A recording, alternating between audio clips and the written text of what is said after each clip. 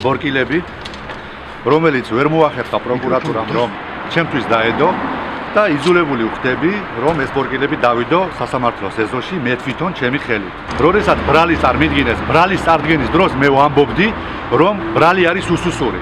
პროკურატურა ვერ შეძლებდა დაემტკიცებინა მოცემული ბრალი სასამართლოში.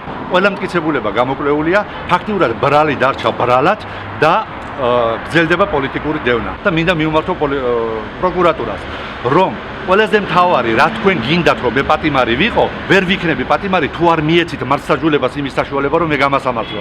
ბორკილები, რომელიც მე ხელში მიჭირავს, შემიძლია მხოლოდ მე დავიდო და მე მოვიხსნა. თქვენ ამას ვერ შეძლებთ სასამართლოს გადაწყვეტილების გარეშე. ხოლო სასამართლოს უნდა მისცეთ იმის საშუალება, რომ მე გამასამართლონ და სხვა ყველაფერს რომ თავი დავანებოთ, ქართულ პატივი უნდა სცეთ ქართულ მარცხაჯულებას.